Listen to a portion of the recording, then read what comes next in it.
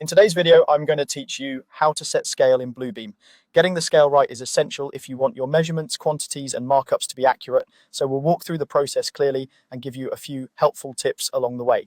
First, open your PDF in Bluebeam Revu. Make sure you're on the page you plan to measure and that the drawing is legible.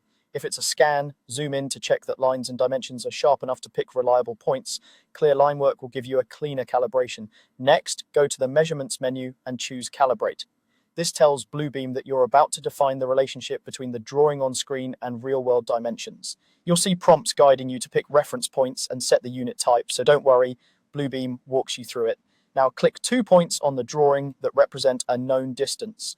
Choose points that are easy to identify and as far apart as practical, like the endpoints of a dimension line, the corners of a room, or marks on a scale bar.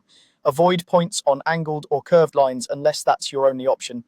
Zoom in closely before you click so your picks are precise. The mouse wheel or zoom tools make this quick. The straighter and longer the reference distance, the more accurate your calibration will be. After you select the 2 points, enter the actual measurement for that distance.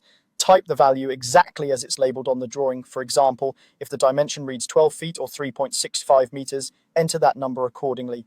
Pay attention to decimals and separators to match the format you intend to use. Accuracy here ensures every subsequent measurement reflects real-world size. Choose the unit type that matches your desired output: feet, inches, meters, centimeters, or millimeters. Pick the unit you'll use for measuring and reporting so your results stay consistent. Bluebeam accepts mixed architectural input, but keeping a single unit system simplifies your workflow, especially when sharing with others. Finally, click OK to apply the scale. From this point on, your measurement tools, length, area, perimeter, and more, will calculate based on the calibration you just set. If you notice anything that doesn't look right, it often means one of the picked points wasn't precise or the known distance wasn't entered correctly. Simply run calibrate again with clearer points. That's all it takes. Open the PDF, calibrate, pick 2 reliable points, enter the real distance, choose your units, and confirm.